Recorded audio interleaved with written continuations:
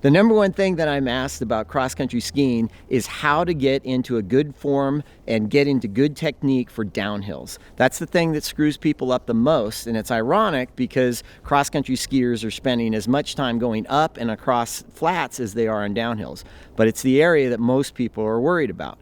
So the biggest thing on cross-country skis is to remember fundamental downhill position with your body.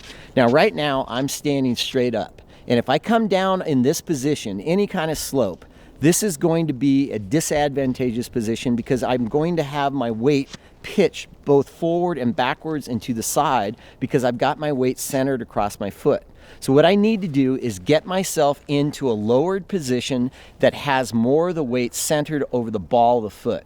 One of the things that I always emphasize to skiers is to pretend that I've got a string attaching my hands down to the tips of my skis. That keeps my hands stretched out in front of my body and also low. And you'll also notice that I've got my knees and ankles flexed and bent, and that keeps my weight down over that ball of foot.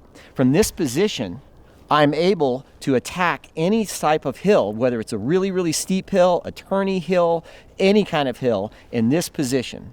Now, as I get more relaxed and I'm not going so fast that I'm worried about things, that's the other area that people will get into trouble, is they'll come up and they'll stand straight up because they're not as worried about things.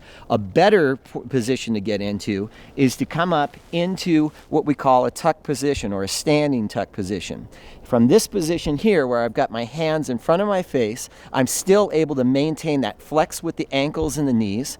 That allows me to roll over all the different imperfections in the snow, and yet I'm still forward over the skis, so I'm able to attack the hill rather than react to the hill.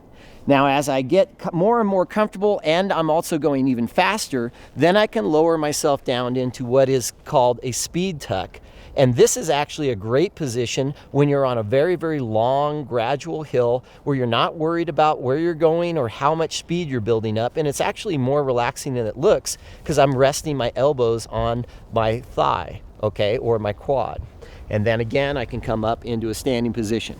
So you've got a ready position for downhills where you're worried about what's coming up. There might be obstacles, other skiers, turns.